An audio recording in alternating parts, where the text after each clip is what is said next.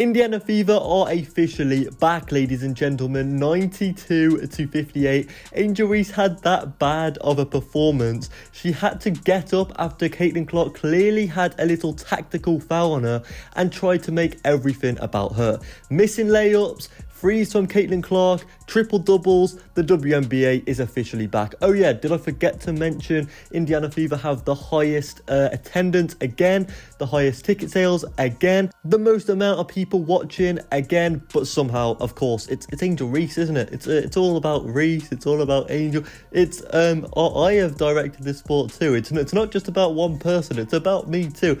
Yeah, of course it is, which is why you tried to, like, what did you try and do? Run up to CaitlinClark after it was like a technical foul, like a basketball play that everyone knows. She ran up to her, said, "You're crazy as F." Yeah, man, Angel Reese is an absolute embarrassment to the WNBA, and she's officially back. It took her one game. She did a little post interview, kind of in like quarter two, I think, the second quarter, should I say? And she was like, "Oh yeah, no, it isn't good enough. Whatever I'm doing, it isn't good enough because we're losing." And then after that, I mean, got spanked by 35 points. She thought she could like influence the game or something. She thought she could do something. Of course not. She's going to miss a layup, and then she's going to pretend to be like the ball carrier, carry the ball through, try and get a dime off, a great pass. Nope, can't do that either, Reese.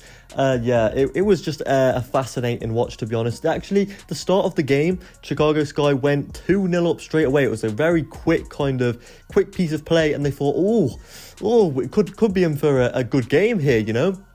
Well, that kind of changed straight away. In fact, CaitlinClark actually wasn't hitting the threes. She actually had like a few misses. I think she was like 1 through 4 at the start. But then she came. She did actually say beforehand that she'll be a little bit like off for the first few games. I mean, if being off is getting a triple-double in her first game against apparently her biggest rival, I mean, last year at least, her biggest rival, I'm saying in quotation marks, obviously, Angel Reese being her biggest rival, that is like comparing Superman to a newborn child, if you know what I mean. Now, a special mention to the Natasha Howard. She was quietly having an insane game, picking up double points, basically just out of, she was everywhere, right? She was on the left, she was on the right, she was defending, she was attacking. She was getting turnovers. Even, to be honest, Sydney Colson had a part to play. Caitlin came off in the first quarter, I believe, and Sydney Colson was kind of just like getting a few steals in. Dewana Bonner, let's just speak about her for a second. She becomes the 3rd highest point scorer. Did you see that cheer from Indiana Fever? She is definitely so glad she came from the Connecticut Sun all the way to Indiana Fever, because, well, I mean, look at the reception she gets. Everyone knows she's already basically a star, and I couldn't be more happier for her, to be honest. Especially if you're new around here, we are CaitlinClark and Indiana Fever fans, so if you like Angel Reese, then you're probably best to like, maybe, is dislike? Yeah, probably dislike, that's what I would do. But yeah, what a game, man, what a game. Of course, Las Vegas Aces, Asia Wilson lost today against the New York Liberty, and that game was decent, and it was actually a delay to the Indiana Fever game because that game went on for a little bit longer than I think the WNBA realised. And by the way, how have I not spoken about this? Give me a sec. So obviously we touched upon the flagrant foul, right? How was that how is everyone coming out and saying, oh my day, CaitlinClark is terrible, she knew what she was doing there, she had aggression. What are you going on about? This is actually what Caitlin said after kind of all of this happened. I mean, she basically described it perfectly, and actually revealed that Aaliyah Boston got the technical foul as well, and actually said that she will pay the fine for her. That was actually awesome. I'm not really sure what Aaliyah Boston did, to be honest. I mean, yeah, she kind of did like a little fake pass and then quick little layup. Nope, that's a technical, actually. Yeah, we'll call that for a technical. Why? Well, because basically, right, Angel Reese got up and got really mad and said loads of words, and we can't like obviously we can't say anything to her, you know, that'll be bad. So Aaliyah Boston, you did really well, and you know that was a great 2-point for Indiana Fever. So we'll just give you a little technical. We'll let it go. What is going on with these WNBA refs? One thing hasn't changed from last year. These refs are diabolical. They're terrible, right?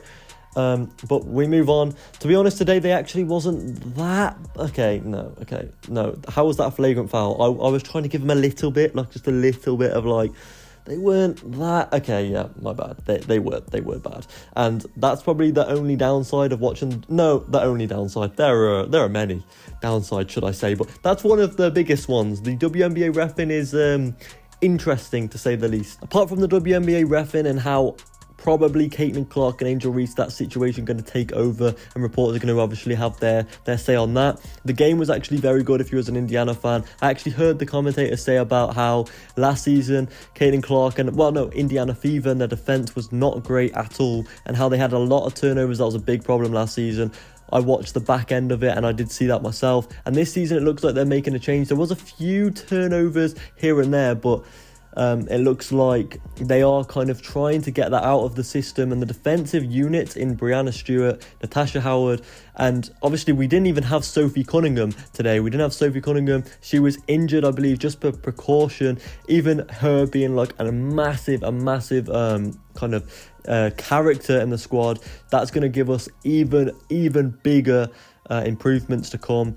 Kind of like a little Lexi Hall, you know, a commentator's nightmare, them two playing together. I think against Brazil, they literally couldn't tell them apart. The Lexi Hall was being called Sophie and Sophie was being called Lexi. But yeah, I still believe there's going to be a lot more to come from Indiana Fever and Caitlin Clark as well.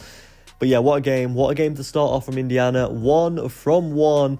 We're going for the championship. We're going to win it. We're going to win it this season, I'm telling you. We're going to win it this season. We are, I promise. Just the last bit on the Caitlin Clark Angel Reese saga, that's been put to bed last season. So if there is anyone that wants to debate that, speak to your wall maybe.